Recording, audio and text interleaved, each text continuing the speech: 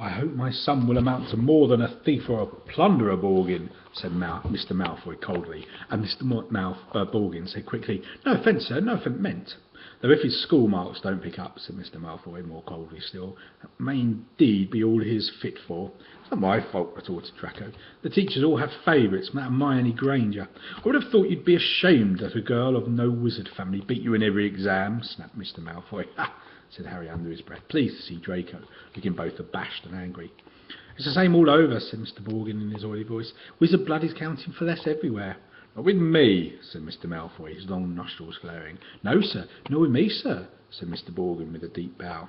"In that case, perhaps we can return to my list," said Mr. Malfoy shortly. "I'm in something of a hurry, Borgin. I've an important business elsewhere today." They started to haggle. Harry watched nervously as Draco drew nearer and nearer to his hiding place, examining the objects for sale. He paused to examine a long coil of hangman's rope, and to read, smirking, the card, propped on a magnificent necklace of opals. "Caution, do not touch, cursed, has claimed the lives of 19 Muggle owners to date." Draco turned away and saw the cabinet right in front of him. He walked forwards and stretched out his hand for the handle. "Done," said Mr. Malfoy at the counter. "Come, Draco." Harry wiped his forehead on his sleeve as Draco turned away. "Good day to you, Mr. Borgin. I expect you at the Manor tomorrow to pick up the goods." The moment the door had closed, Mr. Borgin dropped his oily manner. "Good day to yourself, Mr. Malfoy, and if the stories are true, you haven't sold me half of what's hidden in your manor." Muttering darkly, Mr. Borgin disappeared into a back room. Harry waited for a minute in case he came back, then quietly as he could, slipped out of the cabinet, past the glass cases, and out to the shop door. Clutching his broken glasses to his face, he stared around. He had emerged into a dingy alleyway that seemed to be made up entirely of shops devoted to the dark arts. The one he just left, Borgin and Burke's, looked like the largest, but opposite was a nasty window display of shrunken heads, and 2 doors down a large cave was alive with gigantic black spiders. 2 shabby-looking wizards were watching him from the shadow of a doorway, muttering to each other. Feeling jumpy, Harry set off, trying to hold his glasses on straight, and hoping against hope he'd be able to find a way out of there. An old wooden street sign hanging over a shop selling poisonous candles told him he was in Nocturne Alley. This didn't help Harry, as he had never heard of such a place. He supposed he hadn't spoken clearly enough through his mouthful of ashes back in the Weasley's fire. Trying to stay calm, he wondered what to do. "Not lost, are you, my dear?" said a voice, making him jump. An aged witch stood in front of him, holding a tray of what looked horribly like fingernails. She leered at him, showing mossy teeth. Harry backed away. "I'm fine, thanks," he said. "I'm just—" "Harry, what do you think you're doing down there?" Harry's heart leapt. So did the witch. A load of fingernails cascaded down over her feet, and she cursed as the massive form of Hagrid, the Hogwarts gamekeeper, came striding towards them, beetle black eyes flashing over his great bristly beard. "Hagrid!" Harry croaked in relief. "I was lost to flu powder." Hagrid seized Harry by the scruff of the neck and pulled him away from the witch, knocking the tray right out of her hands. Her shrieks followed them all the way along the twisting alleyway out into the bright sunlight. Harry saw a familiar snow-white marble building in the distance, Gringotts Bank. Harry steered him right into Diagon Alley. "You're a mess," said Hagrid gruffly, brushing soot off Harry so forcefully that he nearly knocked him into a barrel of dragon dung outside an apothecary's. "Skulking around Nocturne Alley, I don't know. Dodgy place, Harry. I want to see you down there." "I realise that," said Harry. Hagrid made to brush him off again. "I told you I was lost. What were you doing down there anyway?" I was looking for flesh-eating slug repellent," growled Hagrid. "They're ruining the school cabbages." "You're not on your own?" "I'm staying with the Weasleys, but we got separated," Harry explained. "I've got to go and find them." They set off together down the street. "How come you never wrote back to me?" said Hagrid as Harry jogged alongside him. He had to take 3 steps to every stride of Hagrid's enormous boots. Harry explained all about Dobby and the Dursleys. "Ruddy muggles," growled Hagrid. "If I'd known—" "Harry, over here!" Harry looked up and saw Hermione Granger standing at the top of the white flight of steps to Gringotts. She ran down to meet them, her bushy brown hair flying behind her. "What happened to your glasses?" "Hello, Hagrid. Oh, it's wonderful to see you 2 again. Are you coming into Gringotts, Harry?" "As soon as I've found the Weasleys," said Harry. "You won't have long to wait," grinned Hagrid. Harry and Hermione looked around. Sprinting up the street were Ron, Fred, George, Percy, and Mr. Weasley. "Harry," Mr. Weasley panted, "we'd hoped you'd only gone 1 grade too far." He mopped his glistening ball patch. "Molly's frantic. She's coming now." "Where did you come out?" Ron asked. "Knockturn Alley," said Hagrid grimly. "Brilliant," said Fred and George together. "We've never been allowed in," said Ron enviously. "I should very well think not," growled Hagrid.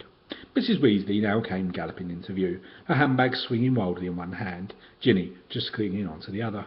"Oh, Harry, my dear, you could have been anywhere." Gasping for breath, she pulled a large clothes brush out of her bag and began sweeping off the soot Hagrid hadn't managed to beat away. Mr. Weasley took Harry's glasses, gave them a tap of his wand, and returned them good as new. "Well, got to be off," said Hagrid, who was having his hand wrung by Mrs. Weasley. "Knockturn Alley, if you hadn't found him, Hagrid. See you at Hogwarts," and he strode away, head and shoulders taller than anyone else in the packed street. "Guess what I saw in Borgin and Burke's?" Harry asked Ron and Hermione as they climbed the Gringotts steps. "Malfoy and his father." "Did Lucius Malfoy buy anything?" said Mr. Weasley sharply behind him. "No, he was selling." "So he's worried," said Mr. Weasley with grim satisfaction. I'd love to get Lucas Malfoy for something." "You be careful, Arthur," said Mrs. Weasley sharply as they were ushered into the bank by a bowing goblin at the door. "That family's trouble. Don't go biting off more than you can chew." "So you don't think I'm a match for Lucius Malfoy?" said Mr. Weasley indignantly, but he was distracted almost at once by the sight of Hermione's parents, who were standing nervously at the counter that ran along the great marble hall, waiting for Hermione to introduce him. "But you're Muggles," said Mr. Weasley delightedly. "We must have a drink. What's that you've got there? Oh, you're changing Muggle money. Molly, look." He pointed excitedly at the £10 notes in Mr. Granger's hand. Meet you back here, Ron," said to Hermione as the Weasleys and Harry were led off to their underground vaults by another Gringotts goblin. The vaults were reached by means of a small goblin-driven cart that sped along miniature train tracks through the bank's underground tunnels. Harry enjoyed the breakneck journey down to the Weasleys' vault, but felt dreadful, far worse than he had in Knockturn Alley when it was opened. There was a very small pile of silver sickles inside, and just one gold galleon. Mrs. Weasley felt right into the corners before sweeping the whole lot into her bag. Harry felt even worse when he reached his vault. He tried to block the contents from view as he hastily shoved handfuls of coins into a leather bag.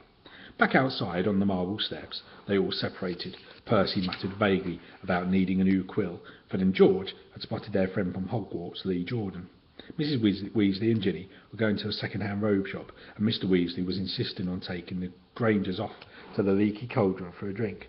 "We'll all meet at Flourish and Blotts in an hour to buy your school book," said Mrs. Weasley, setting off with Ginny. "And not one step down Knockturn Alley," she shouted at the twins' retreating backs. Harry and Hermione strolled off along the winding cobbled streets. The bag of gold, silver and bronze jangling cheerfully in Harry's pocket was clamouring to be spent, so he bought 3 large strawberry and peanut butter ice creams, which they slurped happily as they wandered up the alley, examining the fascinating shop windows. Ron gazed longingly at a full set of Chudley cannon robes in the windows of quality Quidditch supplies, until Hermione dragged them off to buy ink and parchment next door. In Gamble and Jape's Wizarding Joke Shop, they met Fred, George and Lee Jordan, who were stocking up on Dr. Filibuster's fabulous wet start no-heat fireworks, and in a tiny junk shop full of broken wands, wonky brass scales and old cloaks covered in potion stains, they found Percy, deeply immersed in a small and deeply boring book called Prefects Who Gain Power. A study of Hogwarts prefects and their later careers, Ron read aloud off the back cover. "That sounds fascinating." "Go away," Percy snapped. "Of course, he's very ambitious, Percy. He's got it all planned out. He wants to be the Minister of Magic," Ron told Harry and Hermione in an undertone as they left Percy to it. An hour later, they headed for Flourish and Blotts. They were by no means the only ones making their way to the bookshop, and as they approached it, they saw to their surprise a large crowd jostling outside the doors trying to get in. The reason for this was proclaimed by a large banner stretching across the upper windows. "Gilderoy Lockhart will be signing copies of his autobiography, Magical Me, today, 12:30 to 4:30 p.m. "We can actually meet him," Hermione scored. "I mean, he's written almost the whole book list." The crowd seemed to be made up mostly of witches around Mrs. Weasley's age. A harassed-looking wizard stood at the door, saying calmly, "Please, ladies, don't push there. Mind the books now." Harry, Ron and Hermione squeezed inside. A long queue wound right to the back of the shop, where Gilderoy Lockhart was signing his books. They each grabbed a copy of Break with a Banshee and sneaked up the line to where the rest of the Weasleys were standing with Mr. and Mrs. Granger. "Oh, there you are, good," said Mrs. Weasley. She sounded breathless and kept patting her hair. "We'll be able to see him in a minute." Gilderoy Lockhart came slowly into view, seated at a table surrounded by large pictures of his own face, all winking and flashing dazzlingly white teeth at the crowd. The real Lockhart was wearing robes of forget-me-not blue, which matched his eyes exactly. His pointed wizard hat was set at a jaunty angle on his wavy hair. A short, irritable-looking man was dancing around taking photos with a large black camera that emitted puffs of purple smoke with every blinding flash. "Out of the way there!" he snarled at Ron, moving back to get a better shot. "This is for the Daily Prophet." "Big deal," said Ron, rubbing his foot where the photographer had stepped from it. Gilderoy Lockhart heard him. He looked up. He saw Ron, and then he saw Harry. He stared, then he leapt to his feet and positively shouted, "It can't be Harry Potter!" The crowd parted, whispering excitedly. Lockhart dived forward, seized Harry's arms and pulled him to the front. The crowd burst in applause. Harry's face burned as Lockhart shook his hand for the photographer, who was clicking away madly, wafting thick smoke over the Weasleys. "Nice big smile, Harry," said Lockhart through his own gleaming teeth. "Together, you and I are worth the front page." When he finally let go of Harry's hand, Harry could hardly feel his fingers. He tried to sidle back over to the Weasleys, but Lockhart threw an arm around his shoulders and clamped him tightly to his sides. "Ladies and gentlemen," he said, loudly waving for quiet, "what an extraordinary moment this is. The perfect moment to me to make a little announcement I've been sitting on for some time. When young Harry here stepped into Flourish and Blots today, he only wanted to buy my autobiography, which I would be happy to present him now free of charge." The crowd applauded again. "He had no idea," Lockhart continued, giving Harry a little shake that made his glasses slip to the end of his nose, "that he would shortly be getting much, much more than my book, Magical Me. He and his fellow schoolfellows will, in fact, be getting the real Magical Me. Yes, ladies and gentlemen, I have great pleasure and pride in announcing that this September I'll be taking up the post of Defence Against the Dark Arts teacher at Hogwarts School of Witchcraft and Wizardry." The crowd cheered and clapped, and Harry found himself being presented with the entire works of Gilderoy Lockhart. Staggering slightly under their weight, he managed to make his way out of the limelight to the edge of the room, where Ginny was standing next to her cauldron. "You have these," Harry mumbled to her, tipping the books into the cauldron. "I'll buy my own." "Bet you loved that, didn't you, Potter?" said a voice Harry had no trouble recognising. He straightened up and found himself face to face with Draco Malfoy, who was wearing his usual sneer. "Famous Harry Potter," said Malfoy. "Can't even go to a bookshop without making the front page." "Leave him alone, he didn't want all that," said Ginny. It was the first time she had spoken in front of Harry. She was glaring at Malfoy. "Potter, you got yourself a girlfriend," drawled Malfoy. Ginny went scarlet as Ron and Hermione fought their way over, both clutching stacks of Lockhart's book. "Oh, it's you," said Ron, looking at Malfoy as if he were something unpleasant on the sole of his shoe. "But you're surprised to see Harry here, eh?" "Not as surprised as I am to see you in a shop, Weasley," retorted Malfoy. "I suppose your parents will go hungry for a month to pay for that lot." Ron went as red as Ginny. He dropped his books into the cauldron too and started towards Malfoy, but Harry and Hermione grabbed the back of his jacket. "Ron," said Mr. Weasley, struggling back over with Fred and George, "what are you doing? It's mad in here. Let's go outside." "Well, well, well, Arthur Weasley." It was Mr. Malfoy. He stood with his hand on Draco's shoulder, sneering in the same way. "Lucius," said Mr. Weasley coldly. "Busy time at the Ministry, I hear," said Mr. Malfoy. "What are those raids? Hope they're paying you overtime." He reached into Ginny's cauldron and extracted from amidst the glossy Lockhart books a very old, very battered copy of A Beginner's Guide to Transfiguration. "Obviously not," he said. "Dear me, what's the use of being a disgrace to the name of the wizard? They don't even pay you well for it." Mr. Weasley flushed darker than either Ron or Ginny. "We have a very different idea of what disgraces the name of wizard, Malfoy," he said. "Clearly," said Malfoy, his pale eyes straying to Mr. and Mrs. Granger, who were watching apprehensively. "The company you keep, Weasley, and I thought your family could sink no lower."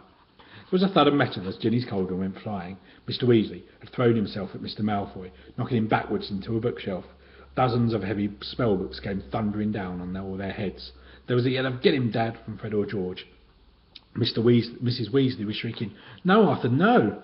The crowd stampeded backwards, knocking more shelves over. "Gentlemen, please, please!" cried the assistant. And then, louder than all, "Break it up there, gents, break it up!" Hagrid was wading towards them through a sea of books. In an instant he had pulled Mr. Weasley and Mr. Malfoy apart. Mr. Weasley had a cut lip, and Mr. Malfoy had been hit in the eye by an encyclopedia of toadstools. He was still holding Ginny's old Transfiguration book. He thrust it at her, his eyes glittering with malice. "Here, girl, take your book. It's the best your father can give you." Pulling himself out of Hagrid's grip, he beckoned to Draco and swept from the shop. You should have ignored him, Arthur, said Hagrid, almost lifting Mr. Weasley off his feet as he straightened his robes. Rotten to the core, the whole family. Everyone knows that. No Malfoy is worth listening to. Bad bloods, that's what it is. Come on now, let's get out of here. The assistant looked as though he wanted to stop them leaving, but he barely came up to Hagrid's waist and seemed to think better of it. They hurried up the street, the Grangers shaken with fright, and Mrs. Weasley beside herself with fury. A fine example to set your children. Brawling in public. What Gilderoy Lockhart must have thought. He was pleased, said Fred. Didn't you hear him as we were leaving? He was asking that bloke from the Daily Prophet if he'd be able to work the fight into his report. Said it was all publicity. But it was a subdued group who headed back to the fireside in the leaky cauldron, where Harry, the Weasleys and all their shopping would be travelling back to the Burrow using flue powder. They said goodbye to the Grangers, who were leaving the pub for Muggle Street on the other side, and Mr. Weasley started to ask how bus stops worked, but stopped quickly at the look on Mrs. Weasley's face. Harry took off his glasses and put them safely in his pocket before helping himself to flue powder. It definitely wasn't his favourite way to travel.